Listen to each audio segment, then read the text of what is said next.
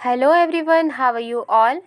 English grammar की course को जो हमने स्टार्ट किया है उसमें हम लोगों ने ग्रामेटिकल टर्म्स के बारे में पढ़ लिया है। अब हम लोग शुरू करने वाले हैं आर्टिकल्स। आर्टिकल्स कितनी तरह के होते हैं, उनका यूज़ क्या है, उनका पोजीशन क्या है, इस चैप्टर में हम लोग जानने वाले हैं। तो ये जो चैप्टर है उसे हम डिवाइड करके पढ़ेंगे, पार्ट 1, पार्ट 2, पार्ट 3 इस तरह से करके पढ़ेंगे ताकि जो वीडियो है वो लंबा ना हो सके और हमारी कोर्स भी ठीक से कंप्लीट हो सके और हमें समझ में भी आए। तो चलिए शुरू करते हैं आज की क्लास। आज हम लोग पढ़ने वाले हैं आर्टिकल्स। ओके।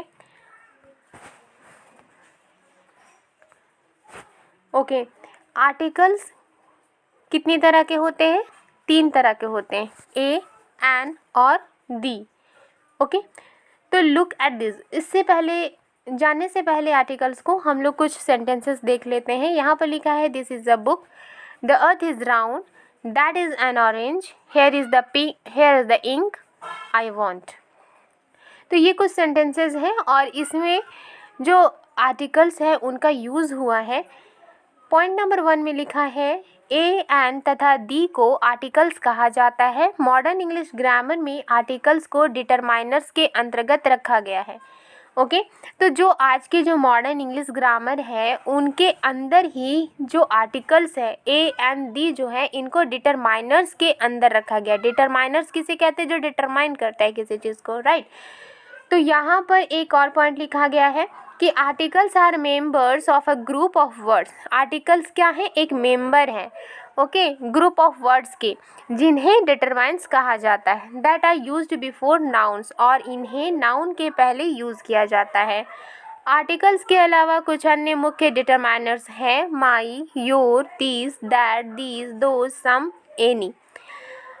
तो ये जो आर्टिकल्स को तो डिटरमाइनर्स के अंतर्गत रखा ही गया है, इसके अलावा जो दूसरे डिटरमाइनर्स हैं उनके नाम यहाँ पर लिखे हुए हैं और इनके अलावा और भी डिटरमाइनर्स होते हैं। तो जब हम लोग डिटरमाइनर्स पढ़ेंगे तो ऑटोमेटिक हम लोग ये जान पाएंगे कि डिटरमाइनर्स किसे कहते हैं, इनका यूज़ क्या होता है। तो फिलहाल आज हम लोग किसके बारे में पढ़ रहे हैं? आर्टिकल्स के बारे में पढ़ रहे हैं। ओके, तो आर्टिकल्स के 2 भेद होते हैं, एक डेफिनेट आर्टिकल और दूसरा इनडेफिनेट आर्टिकल, राइट। तो इनडेफिनेट आर्टिकल किसे कहते हैं? दी को। और डेफिनेट आर्टिकल्स किसे कहते हैं? दी को। और इनडेफिनेट आर्टिकल किसे कहते हैं? ए या एन को। ओके, नेक्स्ट हम लोग देख लेते हैं कुछ और सेंटेंसेस। यहाँ look at this sentences. This is a boy. यहाँ पर जो ए यूज़ हुआ है इसे हम कहेंगे indefinite. It is an egg. यहाँ पर जो एन यूज़ हुआ है उसे भी हम कहेंगे इनडेफिनिट। और यहाँ पर जो तीसरे सेंटेंस में यूज़ हुआ है that is the pen I want, यहाँ पर जो द यूज़ हुआ है उसे हम कहेंगे डेफिनिट, राइट। तो ए एन का शाब्दिक अर्थ जो होता है, ए एन का मतलब क्या होता है? उसका मतलब होता है एक, कोई। ओके, तो किंतु दा का कोई शाब्दिक अर्थ नहीं होता, उसका कोई मीनिंग नहीं होता। आर्टिकल नाउन को डेफिनिट या इनडेफिनिट बनाने में मदद करता है। तो जो आर्टिकल होते हैं वो क्यों यूज़फुल होते हैं? वो इसलिए यूज़फुल होते हैं क्योंकि वो नाउन को डेफिनिट या इनडेफिनिट बनाने में मदद करता है। ओके, नेक्स्ट सेंटेंसेस को हम लोग यहाँ देख लेते हैं। Look at this sentences. This is the boy, this is the ant, that is the car, that is the ox, it is the pen, it is the egg. यहाँ पर हम लोग देखते हैं कि कहीं हम लोगों ने दा का यूज़ किया है, कहीं हम लोगों ने दी का यूज़ किया है, दा को कहीं कहा है, कहीं दी हमने कहा है। ऐसा क्यों होता है? तो यहाँ पर समझाते हुए पहली पॉइंट लिखी हुई है, अगर कॉन्सोनेंट से शुरू होने वाले शब्द के पहले THE आता है तो उसे दा पढ़ा जाता है। ओके, किंतु वॉवेल से शुरू होने वाले शब्द के पहले जब THE आता है तब THE को दी पढ़ा जाता है। यानी कि जो नाउन जो है, अगर THE यानी वो अगर नाउन जो है अगर वो कॉन्सोनेंट से शुरू हो रही है तो उसके पहले जो द लगता है उसे द कहेंगे, और अगर जो नाउन वॉवेल से शुरू हो रही है तो उसके आगे अगर द लगता है तो उसे हम द नहीं दी कहेंगे। क्यों? क्योंकि वो वॉवेल से शुरू हो रही है, राइट।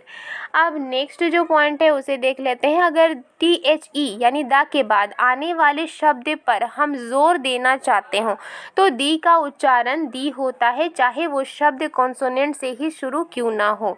यहाँ पर एक और पॉइंट वाली बात है कि अगर हम द के बाद ऐसा कोई वर्ड आ रहा है जिस पर हमें ज़ोर देना है, जिसको हम ज़ोर देकर कहना चाहते हैं, तो उसे हम दी कहकर कहेंगे, चाहे वो कॉन्सोनेंट से ही शुरू क्यों ना हो।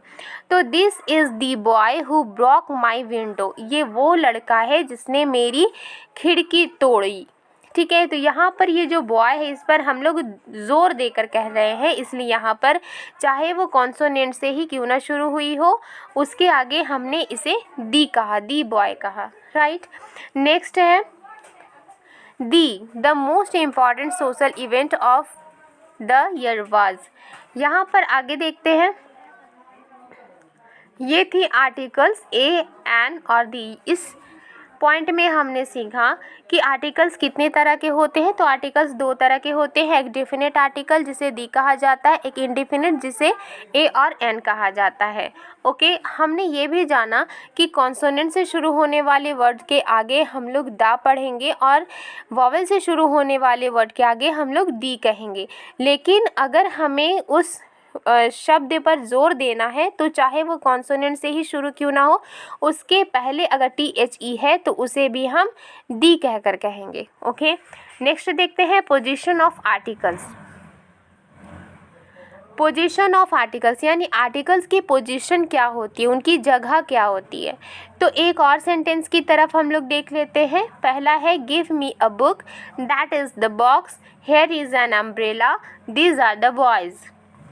आर्टिकल्स का प्रयोग नाउन के ठीक पहले होता है। नाउन किसे कहते हैं? किसी के भी नाम को नाउन कहते हैं। तो आर्टिकल्स का प्रयोग नाउन के ठीक पहले होता है। दूसरा सेंटेंस हम लोग देखते हैं, this is a good book, that is the new box, here is an old man, the red ball is mine. अगर नाउन के पहले कोई एडजेक्टिव जैसे गुड है, ओल्ड है, न्यू है, रेड रहे, यानी एडजेक्टिव किसे कहते हैं? जो नाउन की विशेषता बताता हो। ओके, यहाँ पर बुक जो है वो नाउन है, नाउन की विशेषता क्या बताई जा रही है कि वो अच्छी है। यहाँ बॉक्स जो है वो नाउन है, इसकी क्या विशेषता है कि वो न्यू है। मैन है यहाँ नाउन, उसकी क्या विशेषता है कि वो ओल्ड है। ओके, यहाँ पर बॉल क्या है? एक नाउन है और इसकी विशेषता क्या है कि ये रेड है। ठीक है, तो ये जो एडजेक्टिव यानी नाउन के पहले अगर कोई एडजेक्टिव आए तो आर्टिकल हमेशा एडजेक्टिव के पहले आता है। यानी नाउन रहेगा तो नाउन से पहले हम लोग आर्टिकल यूज़ करेंगे, बट अगर नाउन से पहले एडजेक्टिव है तो एडजेक्टिव से पहले हम लोग आर्टिकल यूज़ करेंगे। नेक्स्ट देख लेते हैं, I have a very good table. He is an extremely kind man. That is a very old school. She was a fairly tall girl. अगर नाउन के पहले कोई एडजेक्टिव रहे और एडजेक्टिव के पहले कोई एडवर्ब तो आर्टिकल उस एडवर्ब के पहले आता है तथा ए या एन का प्रयोग अपने से सबसे नज़दीक आने वाले शब्द के अनुसार होता है।